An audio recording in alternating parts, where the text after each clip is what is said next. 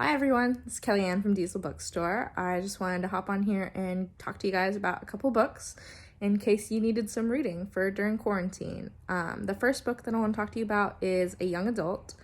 It's called Wilder Girls. It's by Rory Power.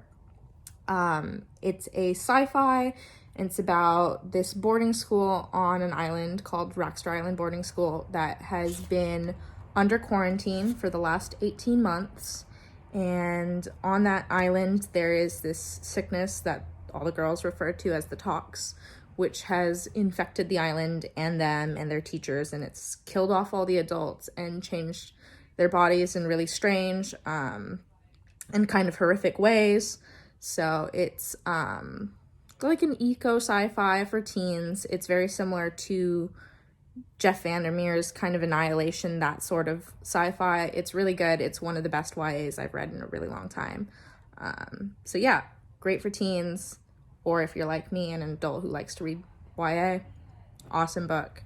The second book that I want to tell you guys about is one that just came out a couple weeks ago. It's called The Faceless Old Woman Who Secretly Lives in Your Home by Fink and Jeffrey Cranor. This book is actually out in hardcover. It just came out. This is my advance, so that's why it's paperback.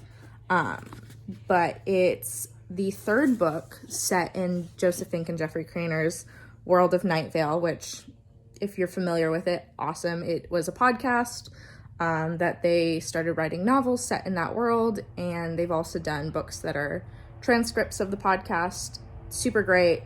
It's all like Lovecraft-based horror. The books aren't related to each other in terms of like a sequential order, so you could start anywhere in it. I personally think The Faceless Old Woman is their best one yet. So even if you are not familiar with Night Vale, you could hop right in with this one. It's really good. And again, it just came out, so it's going to be a hardcover. Completely worth it if you like horror, if you like Lovecraft, that sort of thing. Very creepy, strange. It switches back and forth between a past narrative, which is like takes place in the 1700s, I believe, and it's a pirate story and a smuggler story, and it switches between that and present day set in Night Vale. And at the end, those stories intertwine, and not to spoil anything, but that ending was probably one of the most horrifying things I had read, right up next to Pet Sematary. If you've read Pet Sematary and love Stephen King, it's that kind of unsettling horror. So yeah. Any of these books you guys can call the store or order online at dieselbookstore.com. So yeah, thanks for supporting indies, and hope you guys enjoy.